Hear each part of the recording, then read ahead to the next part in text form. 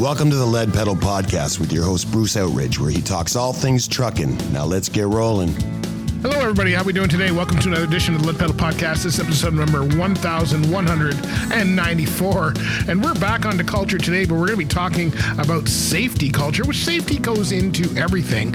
Our guest today is Haven Ireland, and she's with Bison. She's a safety counselor with Bison. Hey, no, they had safety counselors, but they do, and she's one of them.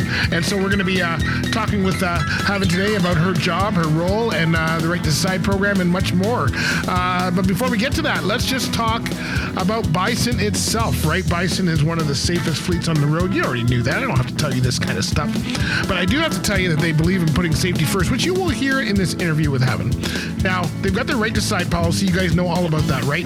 It allows you to decide when you need to stop, whether it's weather-related, health-related, maintenance-related, whatever it might be. You can just call in and say, you know what? I'm not feeling well. I need to stop and take a break, and they will do everything they can to help you do that. Make sure they redo the load, whatever it is that they need to do. They can make you happy for that. So they've got the Safety to Drive policy, and that goes in with the safety driving program that they have. They have a reward program that allows you to financially earn reward points for every mile that you've driven. And, some of the top drivers are 15% above what their actual earnings are based on that program. So it's pretty cool. Go right to your RRSP if you want to. So where do you find out if you want to work for a company like that? Is that the company you want to work for? Really? Why are you looking at the other ones? Anyway, if you want to work for this one, the best way to do that is to go to bisondriving.com. They are looking for experienced talent right now, so give them a call or go visit them, and you can see all the opportunities open. Anyway, Haven is she's a really fun girl. She's enjoyed being in safety, and you can hear that she actually was on the road and stuff, so she knows what she's talking about. And we're going to hear about it right after this. So let's get on to it. Let's get on to,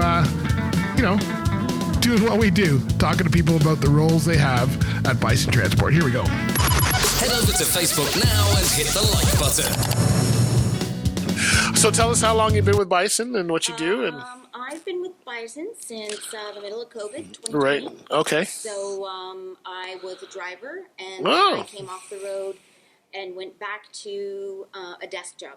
Oh, okay. And it was a very easy transition because I had 30 years in a desk before that. Oh, okay, so you knew what you were getting into. I did know I didn't understand the driver lifestyle so much as I did the desk job lifestyle. How long were you driving? 2 years. Okay. 2 years. Right. So I did their DFP program, driver finishing program. Yeah. So new drivers coming on board, and because they handed me a driver's license, the ministry did, and I was like, not ready for a road trip yet. So I was very glad of Bison's program, and the fact that they have safety as the priority. Yes, they do. That I've always known with you guys forever. And I always felt that I didn't feel unsafe out on the road because I knew I could make a decision that it was in my best interest. Right. And what was then in turn good for the company. I was not being pushed. No. So you got the road experience was with Bison, right? It's perfect. So you exactly know what's going to happen or what should happen or why things happen. I get a lot of, I can't do that following distance. Bison wants me. I know, but you have to. We want to make sure every driver makes it home safe every time. And that includes making yourself not stress out about traffic. Right. I mean, when you're the driver and you're out there, that is your whole life. You're on the road. Yeah. You're in the middle of it. Yes, people cut you off. Yes, there are many bad drivers out there. Both little four-wheel cars and big rigs. And we're slower. But you know what? If you're in control, then you can control the scenario and you're not contributing to the accident. Right. And you're not part of the accident and you can get home to your family. Yep. That is, I 100% live by that. I want all the drivers home. I do not want that accident for that driver because it changes. Even if they walk away, did everybody, and then that's on their conscience. And I Jack and I were talking about some of the horrific things we've seen of late, because I drove for 25 years too, but I stopped driving 2006, and Jack's still in it. you know, so some of the stuff happening out there is crazy on the road, especially 17 and all of that. So, right to decide. I've talked about this a number of times. Jack just said it's probably the best program you guys have. It really is, because it can be about learning the program, learning the industry on a whole, whether you're at a customer, getting to a customer, the side of the road, something breaks down, you know, something happens at the border. You have to feel good about progressing. Otherwise, you have everybody behind you to just wait it out until you get a good feeling to proceed. Whether it's equipment-based, personality-based, information-based, whatever it is, you always have support to just shut everything down until you can feel good about it. So what happens with the winter here? You've got a big, a lot of people who are from warmer climates, not used to driving in the winter. They're now driving with you. The diversity You know. of the climate within Canada. We might rub it in a little here in the east about, you know, Winnipeg and Calgary, their winter. We had I drove 3 hours north to find winter last weekend. Down here, I will often coach drivers about the fact that ice is our big deal, right? And they have to be prepared, again, use their right to decide for whatever the weather they encounter, whether it's fog, whether it's ice, whether it's snow. They have to have something in their truck. They might get shut down on a road. They might get into a blizzard. They don't know what's going to happen because they travel hours and hours, and they change time zones and climates and terrain and everything. You almost have to have in that little sleeper bunk something of everything. Well, it's trained me. I've got that in my car. I've got blanket, pillow. That's in case I get kicked out of the house. But I do use it for safety too if I need to. You never know. Teenage driver at home, he's got a trunk full of safety equipment as well. You know, you just never know when it's gonna. And he's got roadside assistance, so he shouldn't need any of it. Darned if I haven't packed him up. So you guys have a good safety program. You got a good finishing program to get started, and then you've got safety bonuses that keep them going. You want to talk about safe miles, and that's one of the one of the tools we'll use to keep them on that right to decide and feeling good path. If you're feeling iffy, fine. If money's your trigger, then think about the money that you might lose if somebody runs into you because you shouldn't have been there. You should have maybe pulled over instead of sliding down that hill. And now you've bumped into somebody, and everybody walked away, but it's still an accident. So there's a lot of different things like that.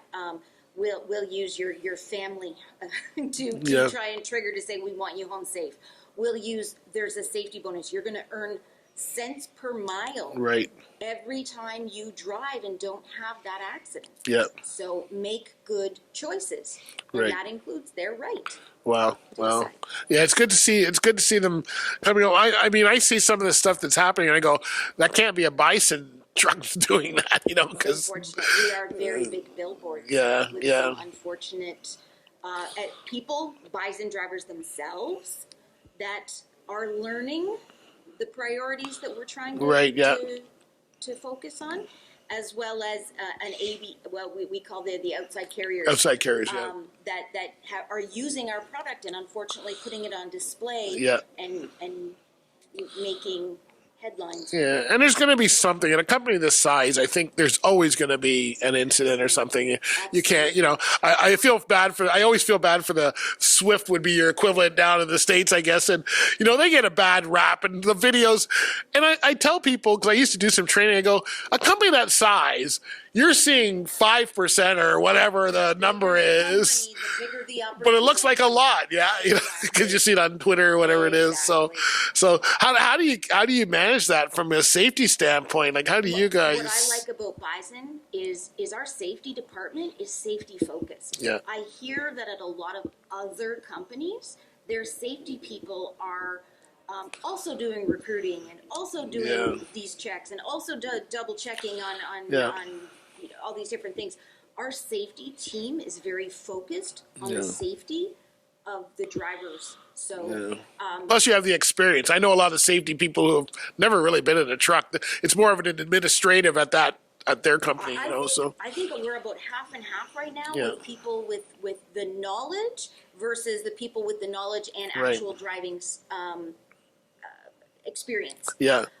You don't absolutely have to have the experience, but it sure helps in some of those discussions. Yeah. Is that I too can drive the 401 in rush hour and not get involved with things. Yeah.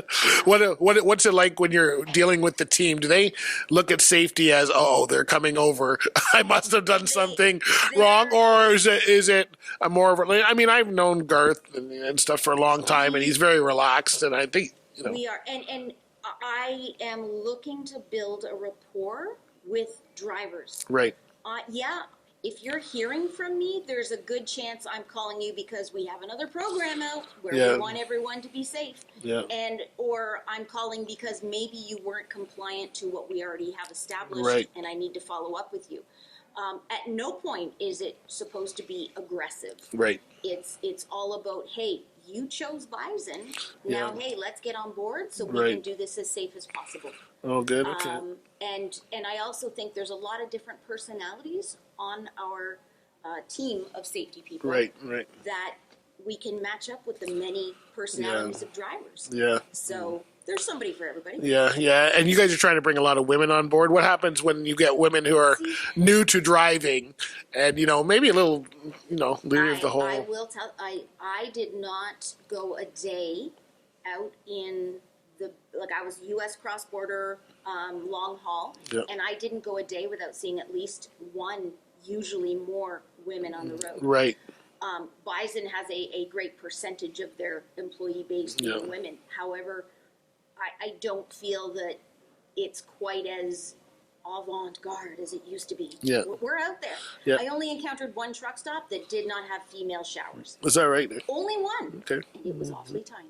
Oh. But I kind of giggled at that. Thank goodness I'm not looking for one. And you had no problems when you were on the road as far as... I was Safety-wise, or... Safety-wise, they had answers to my questions, and that's the point we get across. We're available 7 days a week. Yeah. If you got a question, we'll get you an answer. Right. So there should be no reason. Yeah, we have hours of service. Yes, we have compliance. But, what about those other things you've never encountered before? Weights and lengths and permits and road closures, and give us a call. Yeah. So we're there to be supportive. That's what I'm hoping people get out of their safety team, not the whole one we're chasing them down. How do you retrain? Not even retrain, but how do you, I guess, double check? I used to do ride-alongs, but I had a small team of 10 drivers. I was able to actually go with each one for a day. But how do you do that when you have as many pieces of equipment and there's not 1,500 of you or whatever? Technology. There is a lot of technology out there, and it's a matter of learning to interpret beeps and pulses and what it looks like on a computer with real life. You're on the road and you're following the truck in the car in front of you, and you have this data coming in, and your speed went from this to this, and I happen to know that road, and it doesn't have a shoulder. Right. So, it's part of it is experience of the locale. Right. Part of it is the technology that's getting fed to us, and the technology keeps getting better. Yeah. And so it's almost like you're out there with the driver. Yeah. Do you guys have dash cams and all of that kind of stuff? We do not install dash cams. Okay. We wouldn't stop a driver from putting them in a legal spot on their window. Yeah. But it's up to the driver to put them in. Okay. There is equipment being installed now in some of the trucks that have even more, and some of it forward-facing cameras, but only triggered during certain events. Okay. So it's not even 100% of the time. I can't tell if you're having a good day and it's sunny out. I've got no equipment telling me that. Right. I just see you're on this road at this time, and this is the speed. Okay. That's all that it'll tell me on a good day. Right. Okay. If you're having a bad day, I get a little more information. Right. At which point I'm like, hey, if a bad day is a bad day, you have a right to decide to say I shouldn't be driving I today. thought you guys would have had dash cams and everything as for now. I thought that was standard everywhere. I thought everybody was on that already. I was going to say it is recommended, but we don't have one we're installing in the entire fleet. Wow. Wow. We have equipment that is out there to protect the driver. It's the seeing machine, Yeah. where it will predict if a driver is distracted by micro sleep, distracted by falling asleep entirely, not just small sleeps, or, dumping a potato chip bag into their face and not looking at any of their windshields or mirrors. Like it's, are you bending over for coffee and it's taking you think it's quick, but in fact you haven't looked in the last 4 seconds. Yeah. Lots can happen in 4 seconds. Sure. Yeah. So different things like that is we focus on the driver's safety from inside the cab. And that is only installed in a very few trucks for scenarios where we think it's important. Okay. Outward-facing cameras, that's up to the driver. Same with a GPS. Yeah. We can give you directions, but technology keeps changing so fast that to replace fleet technology all the time can be challenging. Yeah. Wow. Well, that's good. Anything you want to add to listeners, drivers listening, thinking coming over? If you're choosing Bison, then you're choosing safety. Yeah. And we're here to support that so that you can get home. Yeah, and I keep hearing that. And I keep seeing it too. And your drivers tell me. So it's not just safety department. I know a lot of management, so I like when other people are telling me. I got 3 of them. Yeah. Wow, that's good. So it's it's good. Well, thanks for talking with me today. I appreciate that. Thanks very much. Yeah. Good job. You did a wonderful job. Folks, have you heard about Ontario Truck Driving School? That's right. They've got 9 locations throughout Ontario. One of the leaders in the training area in Ontario.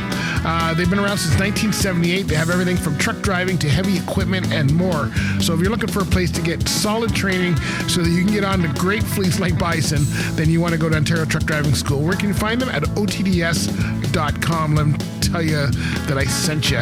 Hey, you know what? Wasn't that a great interview? With having now you know what a safety counselor does, and now that you know more about the safety culture at Bison, and it's pretty cool to know that everybody came off the road or has been on the road. As you heard when I talked to Maverick not too long ago, in a former episode, he actually went and got his license and spent a couple years on the road so he understood what was going on. That's the kind of people that they've got there, my friends. That's why you know you're working for a good fleet, because they've got people who have been there and know exactly what you're going through. Hey, before we go, I know it's been a great episode.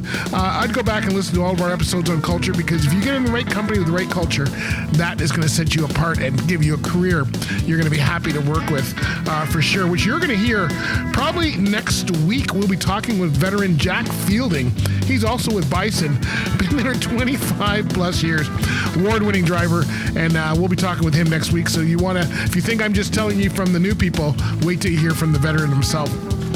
Great interview we had. Anyway, before we go, hey, let me tell you about another great company, Driver Verified. You probably know them for their online profiles and their resumes, but you know what? They've got a heavy G program. They are now getting into the, for those of you who are in landscape, towing, anything where you don't need an A license, but you do pull a trailer once in a while. This heavy G training is set for you. It'll get you all the qualifications you need to step up to make sure that you are legal on the road. A lot of landscape companies follow this. So where you can go, driververified.com. Tell them we sent you. And you know where to follow us, right? That's right. You know, we're all over. Just check all the socials. That's right. Instagram, Facebook, X, Twitter, TikTok, LinkedIn, YouTube. If I missed anybody, if I missed you, it's because we just haven't thought about you yet. Anyway, have a good one, my friends. Thanks very much for listening, and we will catch you next time. Be safe out there. Bye for now. This has been another episode of the Lead Pedal Podcast. For more information or to subscribe to the podcast, visit theleadpedalpodcast.com, and be sure to follow the podcast on Facebook and Twitter.